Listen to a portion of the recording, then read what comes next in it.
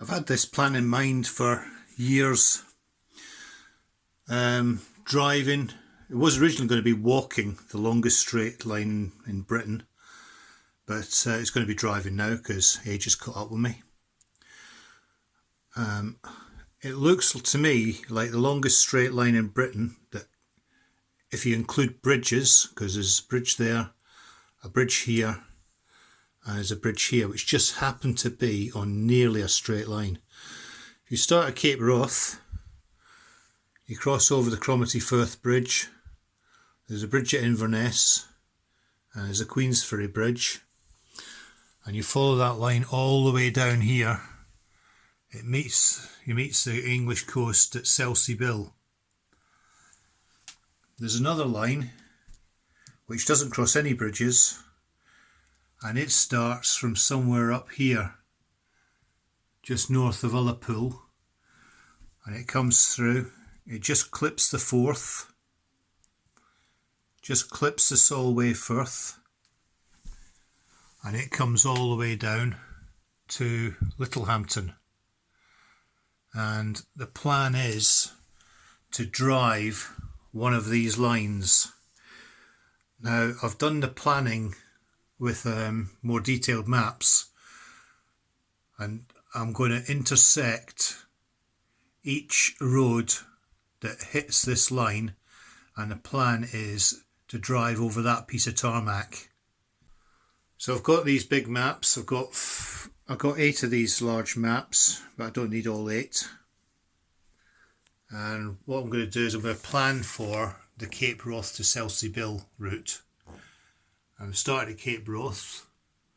I've worked out what the bearing is, but I'm not actually doing it on a bearing. It's 163.8 degrees.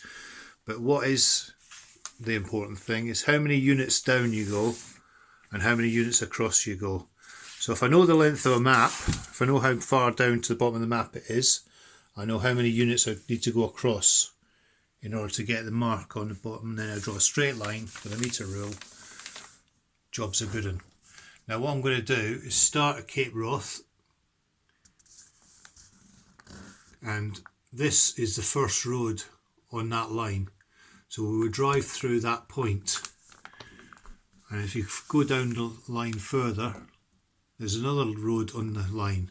So we'll go through that point, and then through that point. So you can see fairly obviously from here it's going to be along this road, down here, round here, round here, round here. Very simple at this point, up to here. As we come down further south, the roads become more numerous, and we're going to need to do a lot more planning. For instance, here there's a road here, so we need to come and do a diversion to come into here, then probably turn round, come down here to come along this road to come to here, turn back to go down here, to go along down here, down here, down here, to intersect this. There's a small road here, some small roads here, and then we'll come back and we get on this, and then we go over the bridge. Now you can understand, you can see what the problem's going to be. It's going to be a lot of zigzagging about and going backwards and forwards. But that's the idea. And it comes through here, through Blair Athol. So going through Blair Athol, come down here. So we might come along there, down here, along there, round, back along, country roads, zigging and zagging as we drive. And coming down here, what I'll do is I'll put all these waypoints into some mapping software, and then we'll work out what route we're going to be taking. That's going to be quite a complicated venture. Come through here, coming down through the borders into England, through not the Lake District, but the area to the west of the lake, to the east of the Lake District. So we've come through the area to the east of the Lake District, down here. Goes past Penrith, run alongside the M6,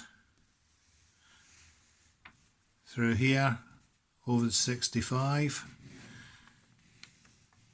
heading towards the Manchester area. There's Burnley. Now we're into sort of a land of chaos. I don't know how we're going to do this. I don't really fancy doing it on going up one street, down another street. Might just stick to roads that are on this map. So here we are, we're in the Peak District, so there might be some green lines around here that we can use. So we'll drive down here, zigzagging as we go. There's Uttoxeter over the A50, Burton-on-Trent, Tamworth, across the M42, down through Coventry. Again, as we said, when we go through towns, I'm not really sure how we're going to deal with that. Going down here, goes almost through the centre of Oxford.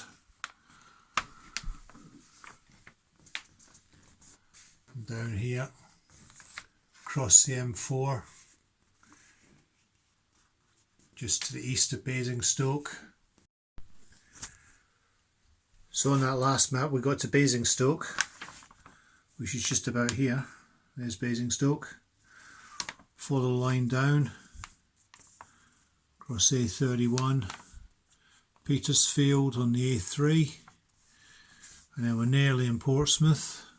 There's Portsmouth there. Across the 27, and then we're into Selsey Bill, which I think is the end of the route.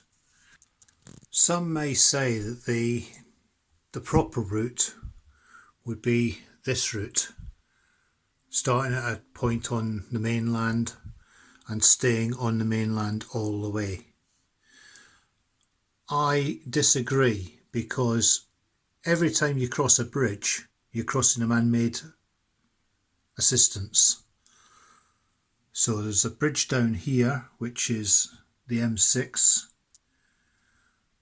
that crosses the Solway Firth, or sorry, crosses the River Esk, and there's bridges here at Stirling, Kincardine, and there may even be a bridge at Alloa. I'm not 100% sure whether it's a bridge or a ferry at Alloa, but you would be crossing some sort of man-made assistance to cross that river. So if that's the case, why not cross using a big bridge if you can do, and that bridge is on a straight line. So I think these bridges are perfectly legitimate. So Cape Wrath to Selsey Bill is the route that we will take, and I think that's a legitimate route to qualify as the longest straight line in Great Britain.